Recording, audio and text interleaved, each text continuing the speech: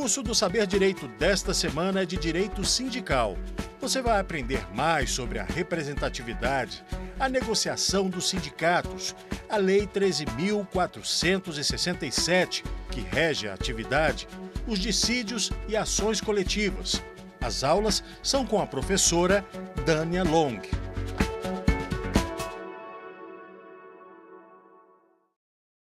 Olá, sou Dânia Fiorin Long, advogada e consultora na área trabalhista. Sou também professora de Direito Sindical, Direito do Trabalho e Direito de Processo do Trabalho. Dou aula em curso de pós-graduação, curso de graduação e faço palestras.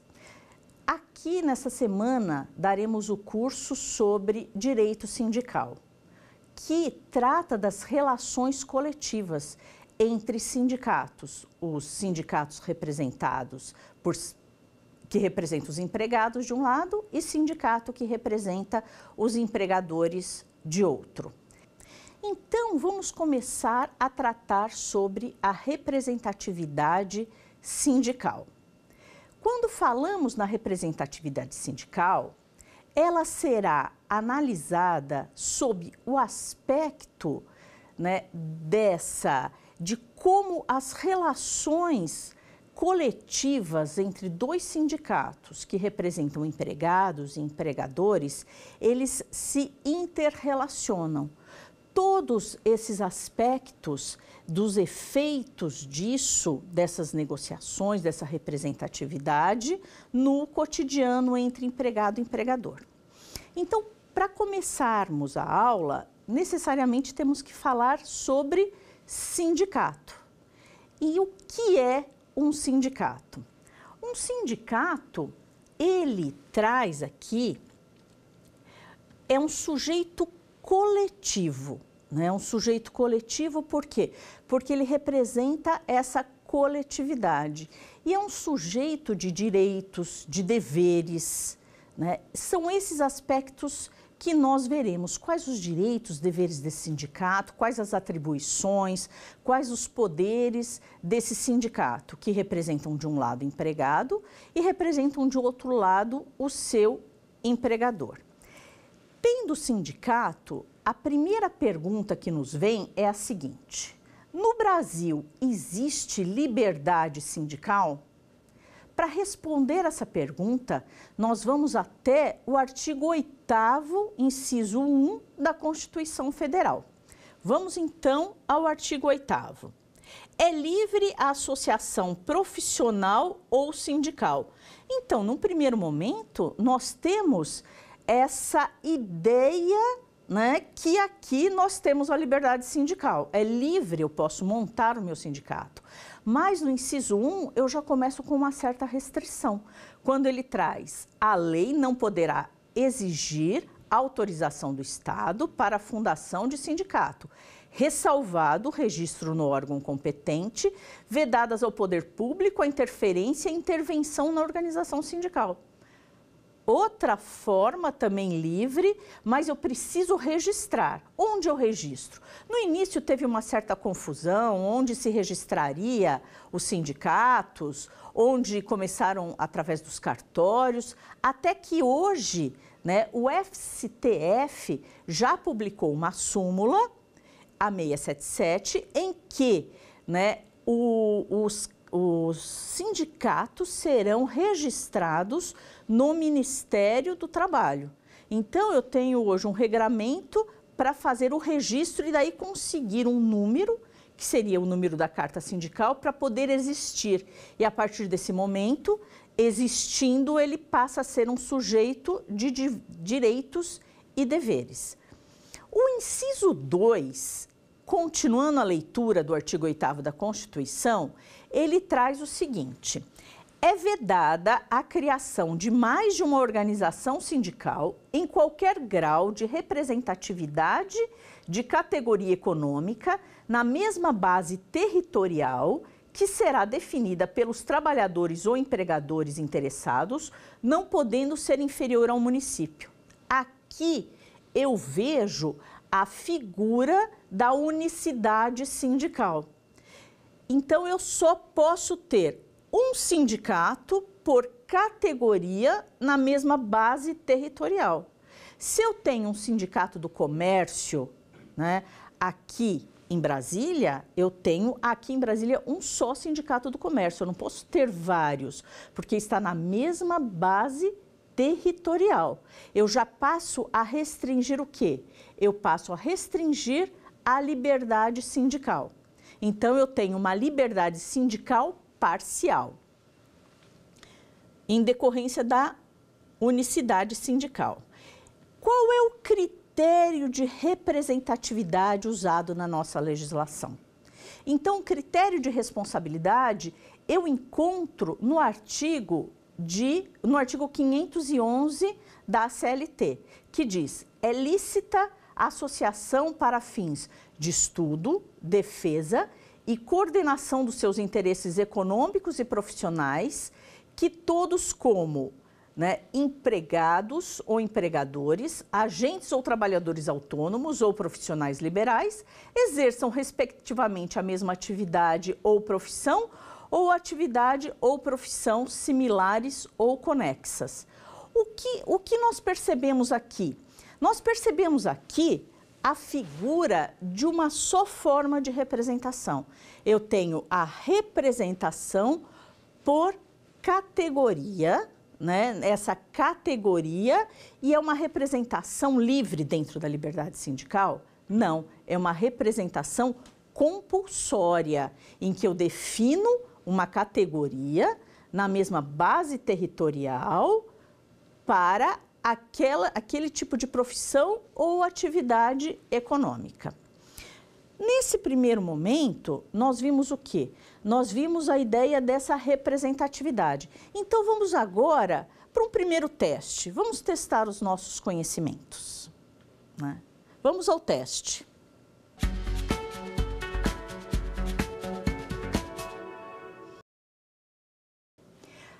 O teste diz: a representatividade sindical.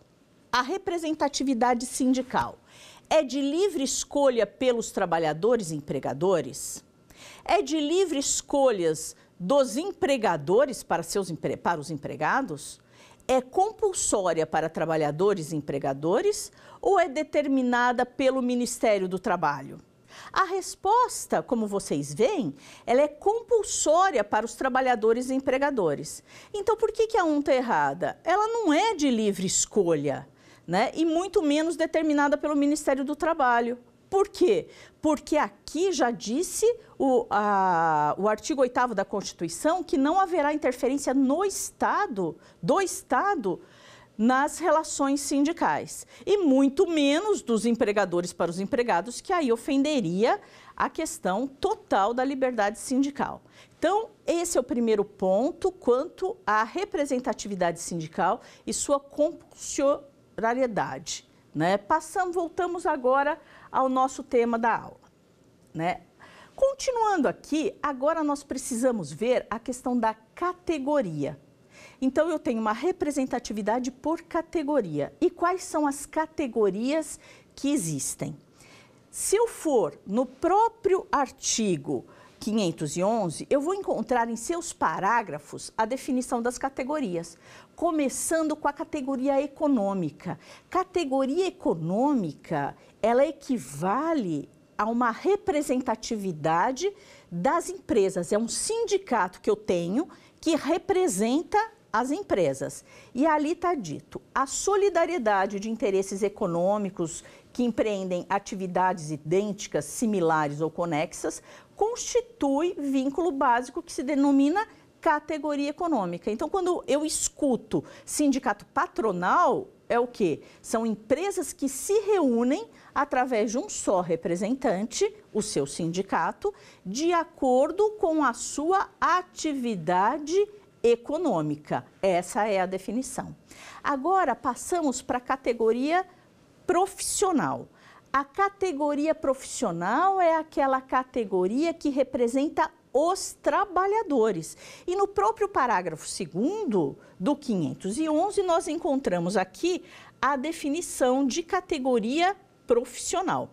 Então, vemos aqui, olha, categoria profissional, similitude de condições oriundas da profissão de trabalho comum em situação de emprego na mesma atividade econômica. Se é na mesma atividade econômica, como que eu defino qual é a categoria desse trabalhador? Se é um trabalhador que desenvolve sua atividade numa empresa, indústria metalúrgica, ele é metalúrgico. Se ele desenvolve sua atividade num banco, ele é bancário.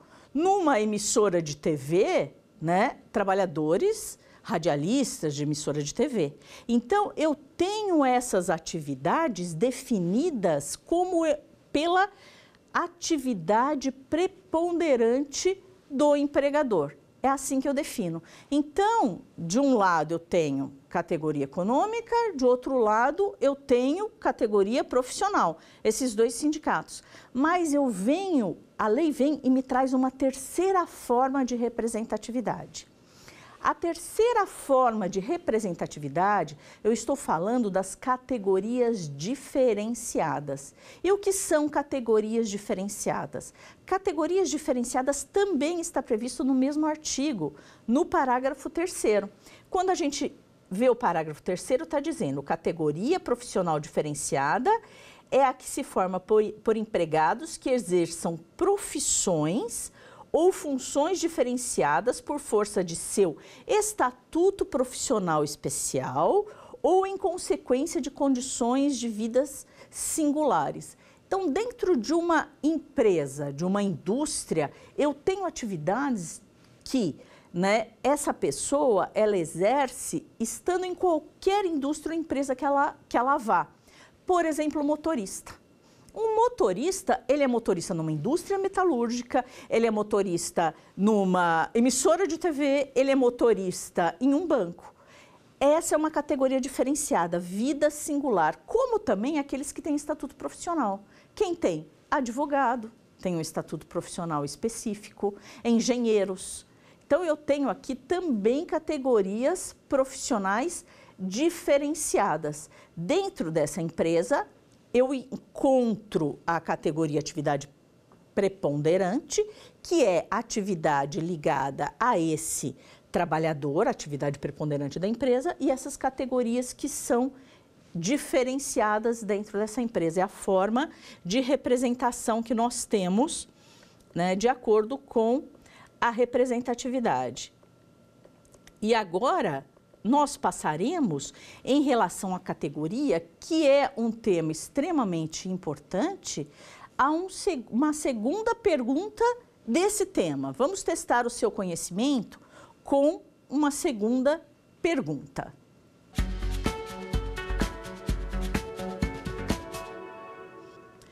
Categoria diferenciada é definida como a solidariedade de interesses econômicos dos que empreendem atividades idênticas, a similitude de condições de vida oriundas da profissão ou trabalho na mesma atividade econômica, por aqueles que exerçam profissões ou funções que tenham estatuto profissional especial ou condição de vida singulares, ou pela atividade preponderante da empresa. Vamos à resposta. Então, a categoria diferenciada é aquela que tem profissão ou função que tem estatuto profissional especial ou condição de vida singular. Por que não é a primeira? A primeira diz solidariedade de interesses econômicos dos que empreendem atividades idênticas. Isso define categoria econômica. E a segunda, condições de vida da profissão ou trabalho na mesma atividade, categoria profissional. E pela atividade preponderante não é definida, pelo contrário, ela é diferenciada, ela é especial. Voltamos então agora na nossa aula. Agora nós falaremos quais são as prerrogativas do sindicato. Como eu falei, é um sujeito de direitos e de deveres. Então, quais são as prerrogativas? Eu encontro essas prerrogativas no artigo 513 da CLT, que diz que o sindicato, ele representa a categoria perante autoridades administrativas e judiciais, os interesses gerais e individuais da respectiva categoria. ele pode, o sindicato, celebrar acordos e convenções coletivas. Isso é o que trataremos na próxima aula, que é um tema extremamente importante, que é onde ele pode gerar melhores condições de trabalho e melhores condições sociais, criando normas específicas para essa categoria. O sindicato também, ele pode eleger representantes da categoria. Ou seja, o sindicato, ele tem uma diretoria, ele é formado por uma diretoria, ele tem um conselho fiscal, ele tem assembleia, ele tem os seus associados. E através disso, ele pode eleger os seus membros e seus representantes. Porque como é que todo um grupo de trabalhadores e um grupo de empregadores vai negociar junto? Somente através desse representante. E aí ele tem todo um sistema de eleição dessa representação.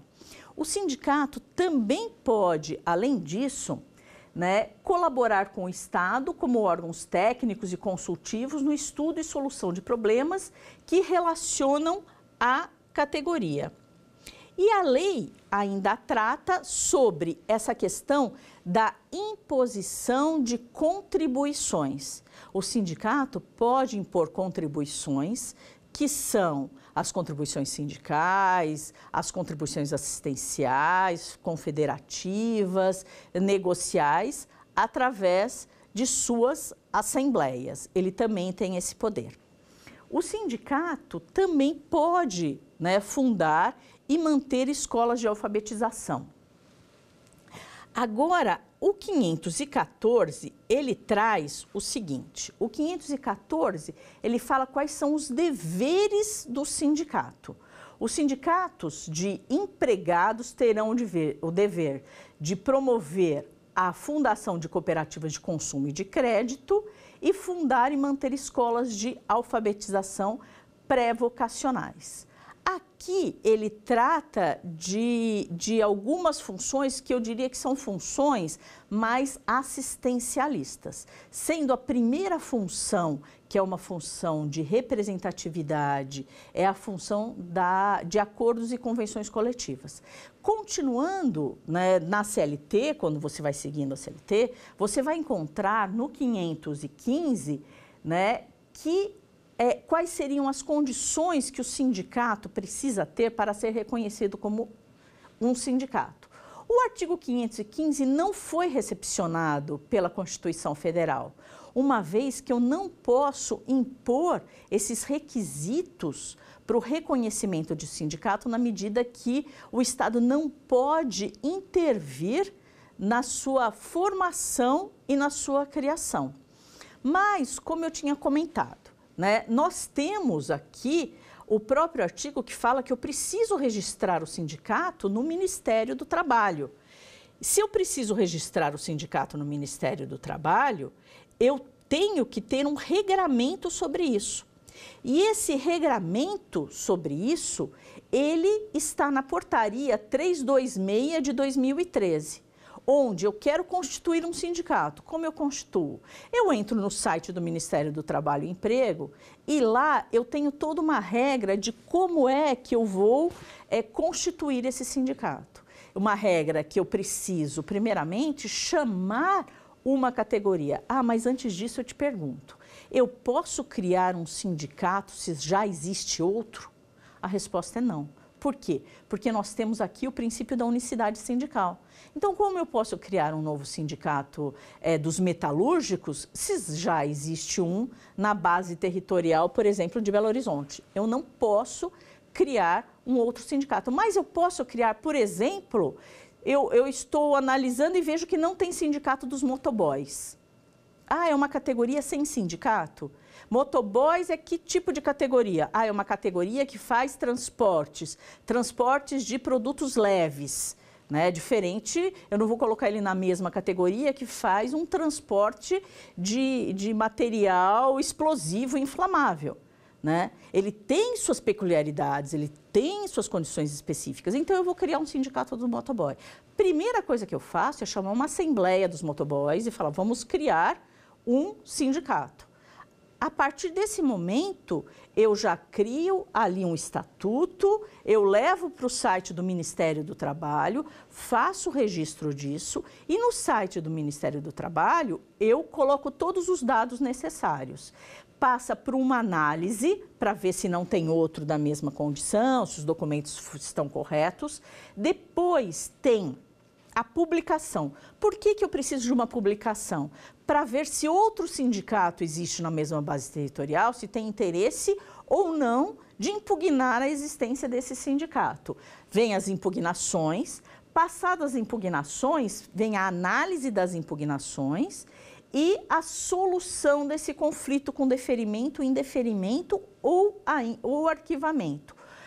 E por fim, o que eu acho bem interessante é o seguinte: é a suspensão do pedido. Porque se eu tenho dois sindicatos conflitantes, quem vai decidir isso não é o Ministério do Trabalho, porque é o Estado intervindo. Aí vai para o Judiciário e o Judiciário que vai decidir por essa unicidade sindical. Qual dos dois sindicatos deve prevalecer, usando critérios como anterioridade, como representatividade. E aí ele decide. Decidindo, né, eu posso entender, como eu falei dos motoboys, que vem uma impugnação do Sindicato dos Transportes e pode ser reconhecido que a forma de transporte é diferente. Então, caberia a ele um sindicato próprio. E aí sim eu teria um registro desse sindicato. Vocês observaram que não há intervenção do Estado, né, nessa decisão do Estado no sentido do Poder Executivo? Ele vai para o Judiciário resolver um conflito. E aí sim eu tenho essa carta sindical. A partir desse momento que eu tenho essa carta sindical, eu passo a existir como um sujeito de direitos, de deveres e de representação dessa categoria desses trabalhadores. Como também eu posso criar um sindicato de empregadores que segue a mesma linha, da mesma forma. E aqui, além desses sindicatos, eu tenho também na nossa legislação sindicatos de nível superior, ou seja, sindicato na mesma base territorial que é o município, representando categorias econômica, categoria profissional e categoria diferenciada. Sindicatos de nível superior, eu vou ter aí as federações. Então, a lei, ela permite que eu tenha uma federação, que é uma reunião de sindicatos, com uma base territorial dentro do mesmo estado. Juntando 5 sindicatos da mesma categoria profissional, eu tenho uma federação. Por exemplo, Federação da Indústria do Estado de São Paulo, a Fiesp. É uma federação onde se juntaram mais que 5 sindicatos dos municípios dentro do estado de São Paulo. E além da federação, existe a possibilidade também, que a lei permite, de uma confederação. A confederação é a união de mais de 3 federações da mesma categoria profissional. Então, eu tenho ali a Confederação dos Trabalhadores no Transporte Rodoviário. Então, eu tenho ali a Confederação dos Trabalhadores no Transporte. Essa é uma confederação onde ele uniu mais de 3 estados, né, de confederação. Também dentro da mesma linha da unicidade. Eu só posso ter uma federação e uma confederação para esses trabalhadores, que são os representantes. E aí você me pergunta, mas eu não tenho também as centrais sindicais? As centrais sindicais não são sindicatos de nível superior. Centrais sindicais, elas são associações de sindicatos que têm inúmeras prerrogativas, mas não a prerrogativa da própria negociação coletiva, por exemplo. Né? Eu tenho prerrogativas com uma linha, eu poderia chamar uma linha de conduta de procedimento. Eu não vou chamar de linha ideológica, mas uma conduta de procedimentos. Então, você tem, de um lado, a Central Única dos Trabalhadores, que tem uma linha de procedimento quanto às negociações coletivas desses sindicatos. Né? De outro lado, eu tenho a Força Sindical, que tem uma linha de conduta com os seus sindicatos. Então, ele fala, olha, sindicato, nós aqui negociamos dessa forma, todos os associados vão negociar assim. Porque ele te dá uma estrutura, uma linha de conduta, uma estrutura econômica, uma estrutura jurídica para apoiar esses sindicatos e apoiar essas linhas de negociação coletiva. Tá? Então, eu tenho essas representações de nível superior. Além disso, quando a gente ainda está falando dentro de sindicatos, nós voltamos agora para a questão principal, que é a questão da representatividade. Então, nós estamos falando aqui, olha, qual que é o critério, né? Eu disse da liberdade sindical, eu falei o critério de categoria econômica, categoria profissional, categoria diferenciada, e agora vamos falar exatamente num caso em que eu tenho uma empresa e eu preciso saber qual é o sindicato que eu vou me reportar. Qual que é o sindicato, né, que eu vou obedecer todas essas regras. Então, a representatividade, ela é o modo pelo qual vai se legitimar o sindicato. Num sistema de liberdade sindical, eu escolheria o sindicato que eu quero. Então, eu chego e falo assim, esse é o sindicato que eu vou fazer opção. Aí você vai falar assim, mas quais os efeitos disso? Os efeitos disso é o seguinte, se eu faço opção para o sindicato, o que o sindicato tem como prerrogativa? Né? Eu tinha colocado que o sindicato tem como prerrogativa as negociações coletivas. Eu crio ali melhores condições de trabalho, melhores condições sociais e vou seguir aquela regra. Aí eu tenho as contribuições. Para quem é que eu vou fazer a minha contribuição sindical? Para o sindicato que representa aquela categoria. Né? Todas essas são, eu diria, os dois aspectos mais importantes, que é o aspecto que diz respeito às regras que eu estou seguindo das negociações coletivas e para quem eu estou contribuindo, quem é que eu vou na assembleia, quem é que vai me representar, para quem é que eu vou levar os anseios, etc. Mas no nosso sistema, nós não temos a opção de eleger um sindicato que nos represente. A nossa representatividade sindical, como nós já vimos, ela é compulsória. Se é uma representatividade sindical compulsória, como eu sei qual é essa atividade? Num primeiro momento, quando veio a legislação reconhecendo a validade dos sindicatos, o Ministério do Trabalho, ele publicou o que a gente chama para o enquadramento sindical, um quadro de atividades e profissões. Então, isso eu estou falando lá atrás, no início da CLT. Então, dentro desse quadro, eu olhava qual que é a atividade. Atividade têxtil, eu vou enquadrar nessa classe. E aí eu passo a negociar e ser representada por ela. A atividade de alimentos, etc., vou negociar nessa classe. A partir de 1988, com a Constituição Federal, o Estado não pode mais intervir nesse enquadramento sindical. Então, a partir daí, o que surge? Né? Qual é a regra que eu uso? A partir daí, eu tenho agora um enquadramento sindical sem interferência do Estado e a empresa que vai observar requisitos para esse enquadramento. Como eu coloquei, que é o enquadramento da atividade preponderante da empresa. Então, primeiro, é lógico, as pessoas começaram a se sentir um pouco inseguras em relação a isso e começaram a entrar no Ministério do Trabalho perguntando onde é que eu vou me enquadrar.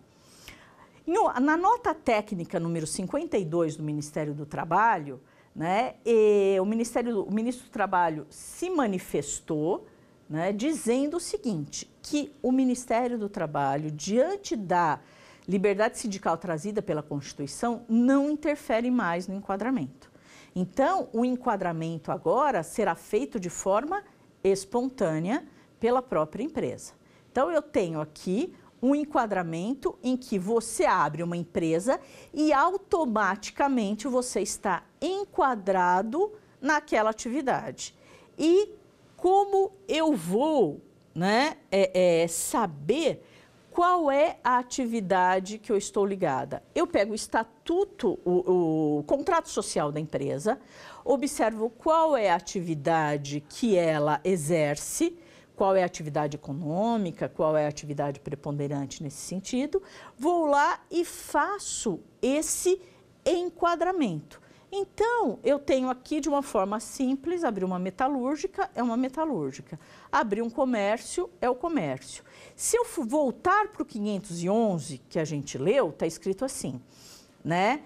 É lícita associação para fins de estudos, defesa, coordenação dos interesses econômicos e profissionais de todos os empregados, todos como empregadores, empregados, agentes autônomos, trabalhadores autônomos, profissionais liberais, que exerçam respectivamente a mesma atividade ou profissão, ou atividades ou profissão similares ou conexas.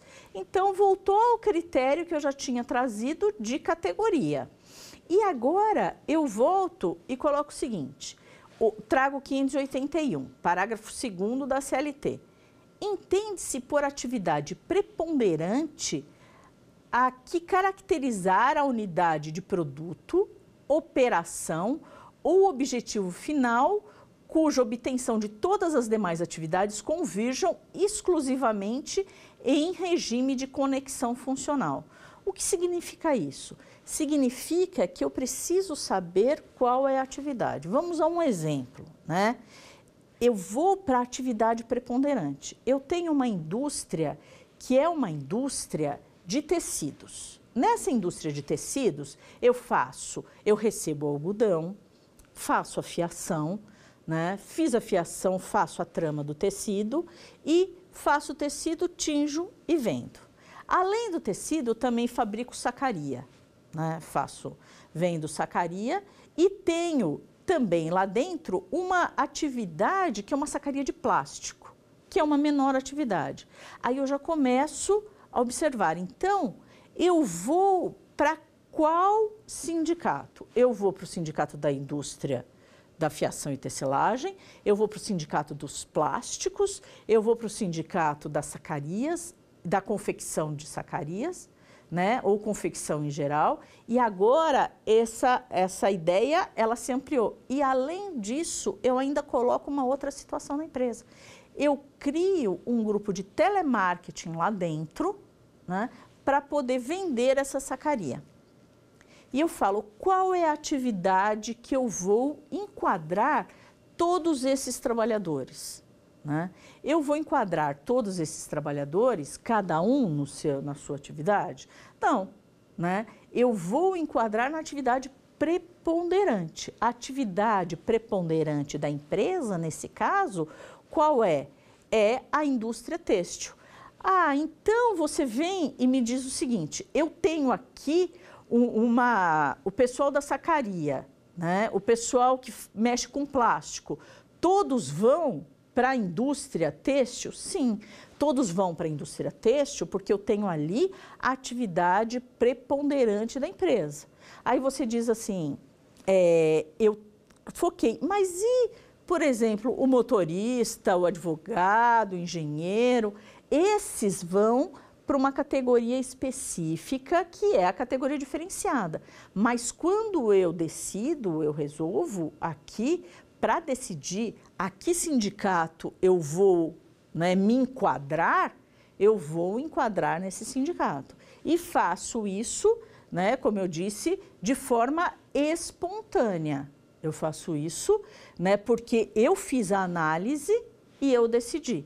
Daí você fala assim, mas se eu tiver insegurança, eu posso entrar no judiciário com uma ação declaratória para ver qual é o sindicato que eu possa observar todas as regras, todas as normas? A resposta é não, porque o judiciário, ele decide conflitos, né? O judiciário trabalhista, ele não é um órgão consultivo.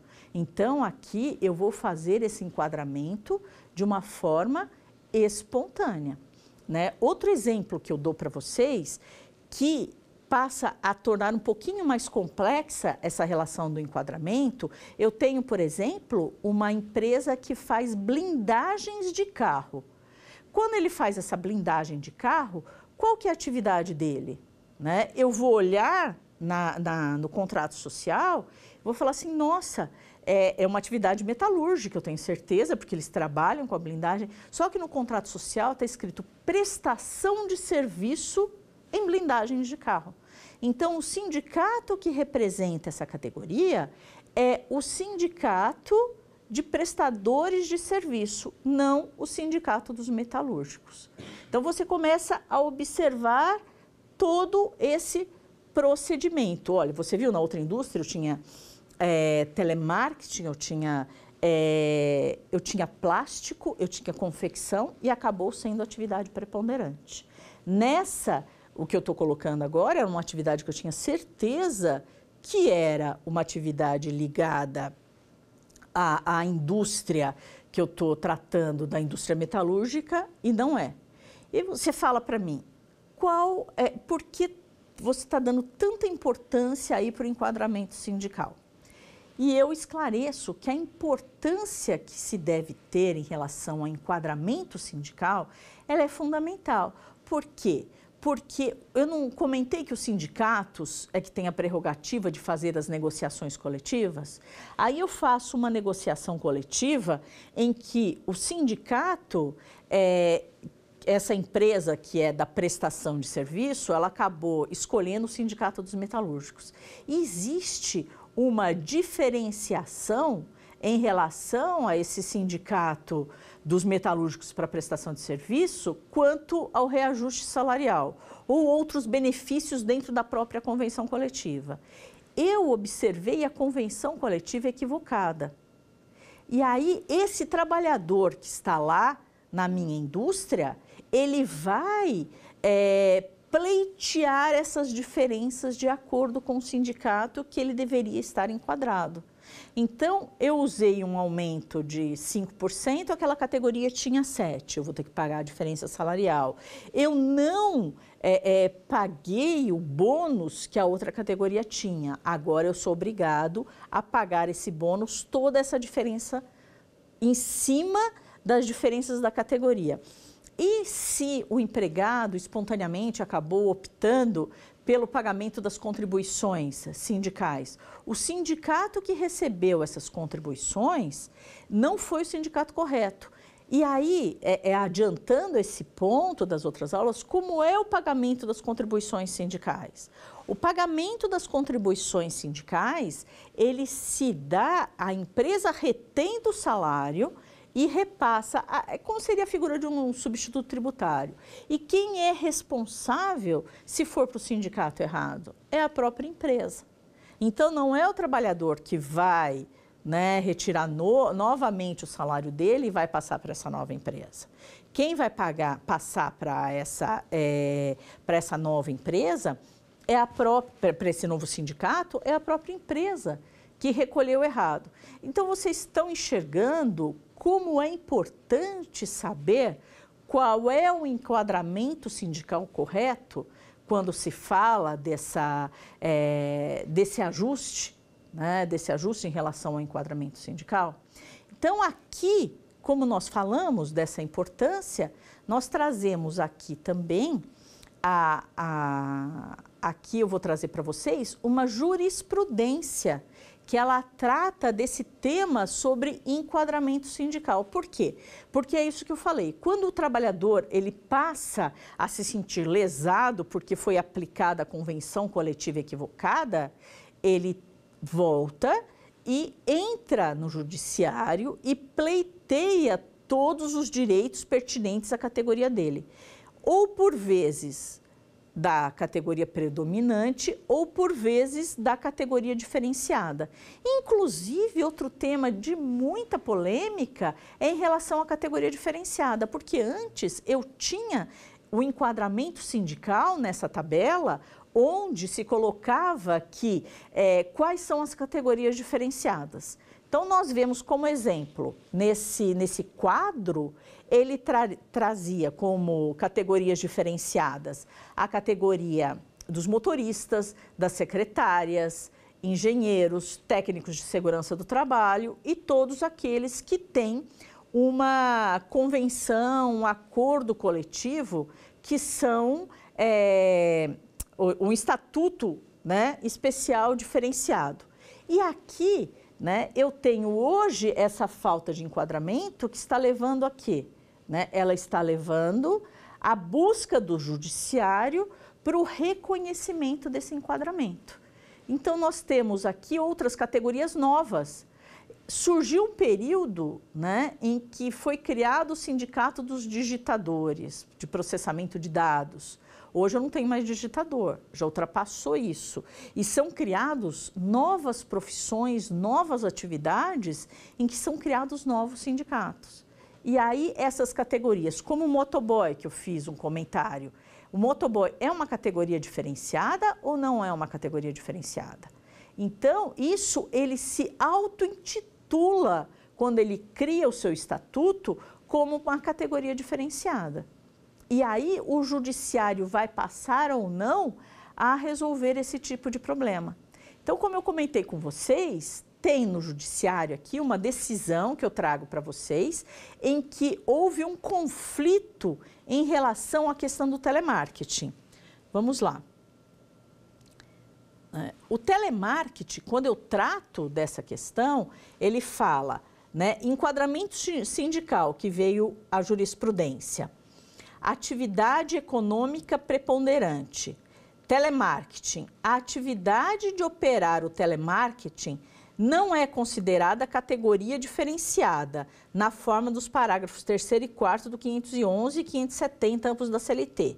E, em consequência, aplica-se a regra geral quanto ao enquadramento sindical do trabalhador segundo a atividade preponderante do empregador, o qual não tem a liberdade para proceder ao enquadramento sindical espontâneo. Essa é uma decisão do Tribunal da Segunda Região. Então, você percebeu aqui, né, que, embora o telemarketing possa ter se colocado como categoria diferenciada, ele não entra como essa categoria diferenciada. Eu tenho telemarketing em várias empresas, né, comerciais. Então, qual que é a atividade principal? Eu vou diferenciar todo esse grupo que faz o telemarketing? Não, eu não vou diferenciar esse grupo. Eu sigo a categoria preponderante. E como eu tenho especificamente várias empresas que são só de telemarketing. Tá? Dentro disso, vamos novamente testar o nosso conhecimento com uma nova pergunta sobre a questão do enquadramento sindical.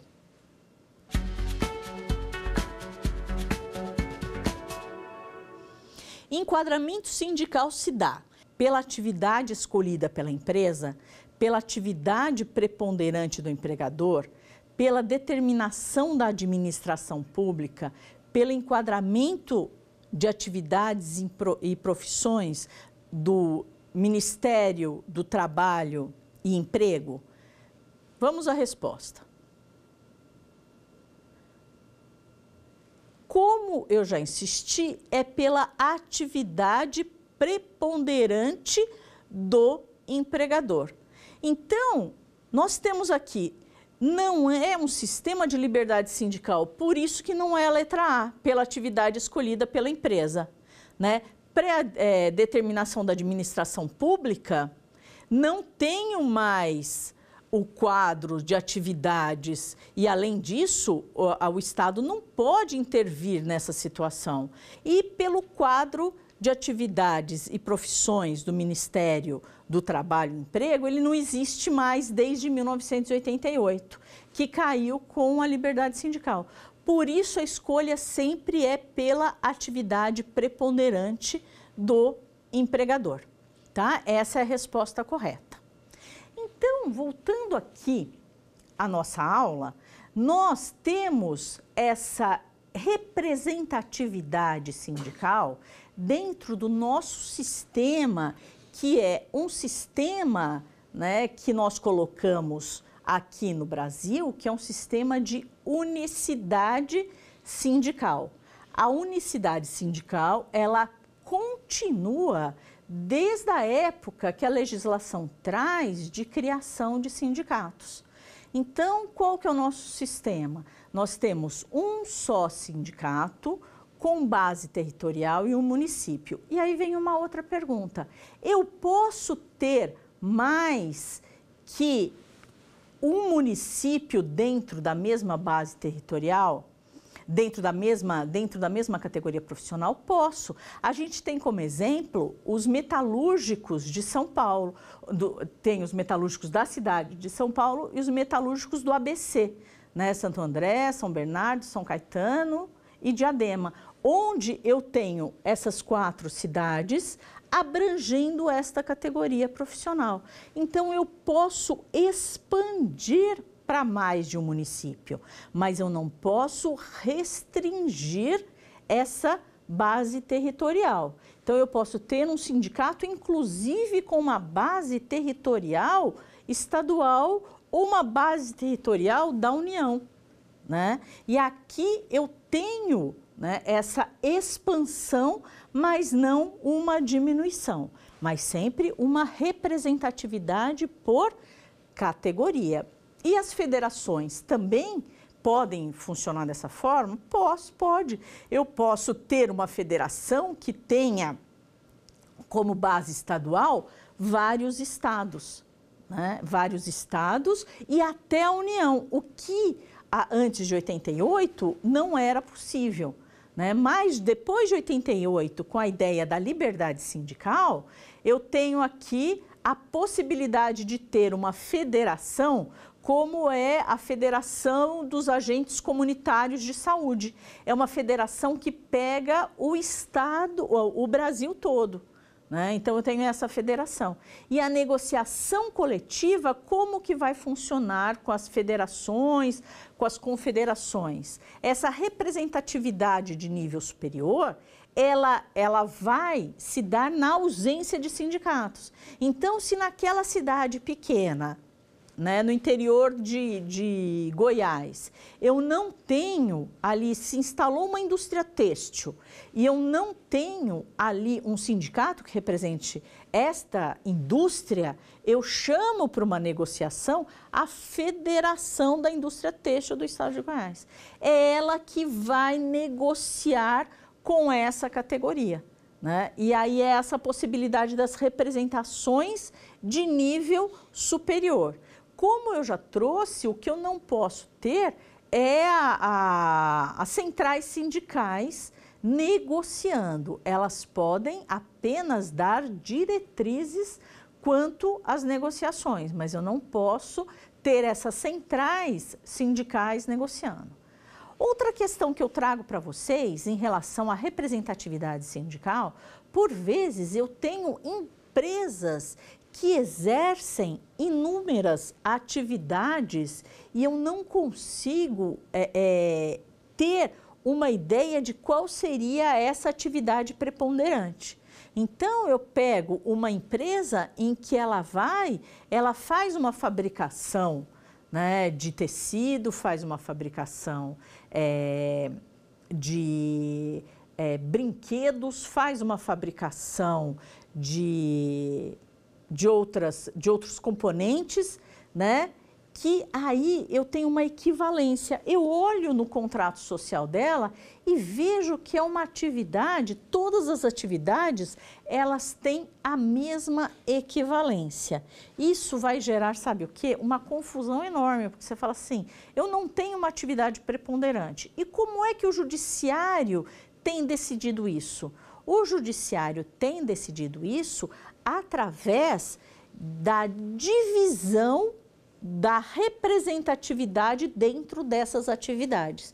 Então, todos aqueles trabalhadores que fazem brinquedo nessa indústria, eles serão direcionados para isso.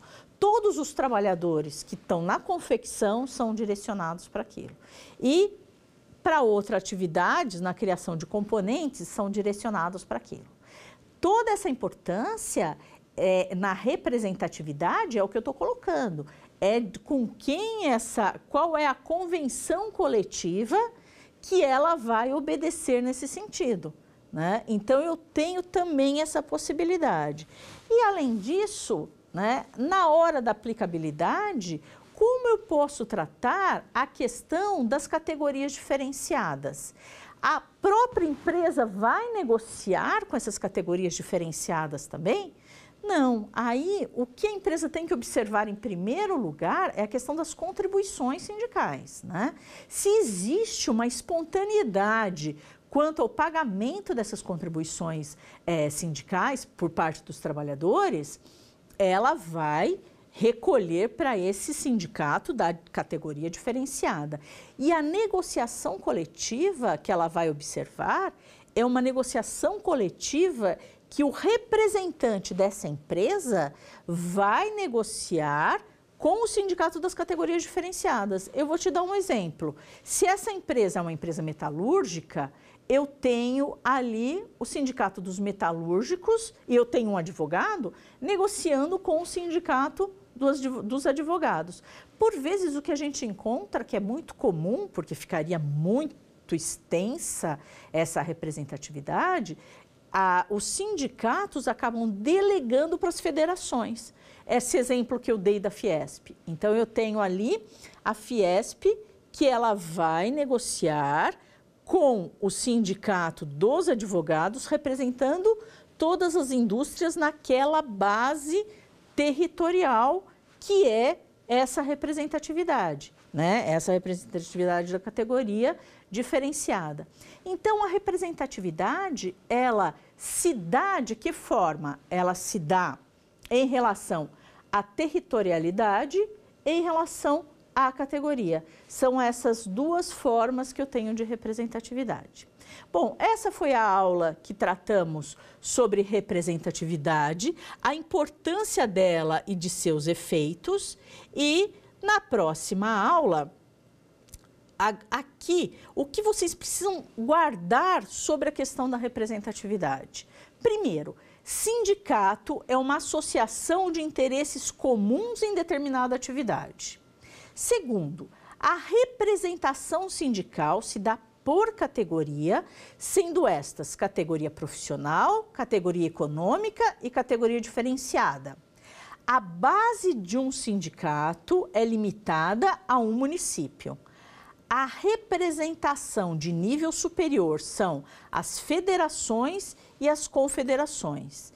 E o enquadramento sindical se dá pela atividade econômica preponderante, ressalvado a categoria diferenciada. Essas aulas foram preparadas com os clássicos dos livros dentro do direito sindical.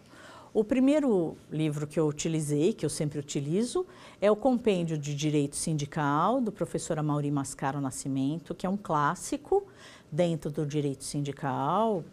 O professor, uma pessoa, né, de uma expressão inigualável, né, e eu aconselho para todos vocês utilizarem o Compêndio de Direito Sindical, né.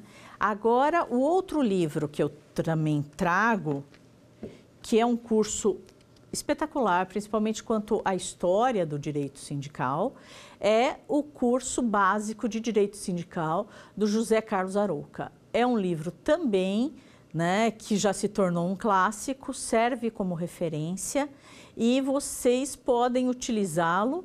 E, inclusive, esse novo livro já tem uma edição atualizada com a nova lei e é outro livro que eu aconselho.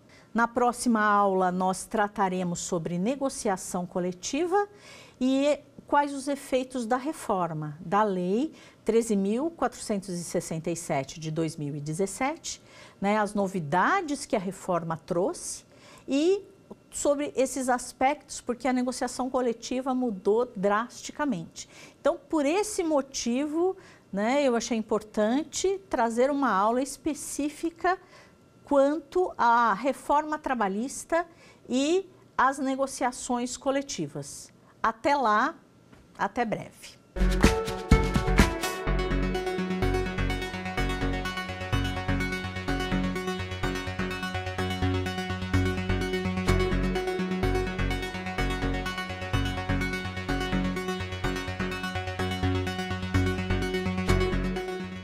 Gostou das aulas? Você pode dar sugestões de temas que quer aprender no Saber Direito. Escreva pra gente, o nosso e-mail é saberdireito@stf.jus.br ou entre em contato pelo nosso WhatsApp.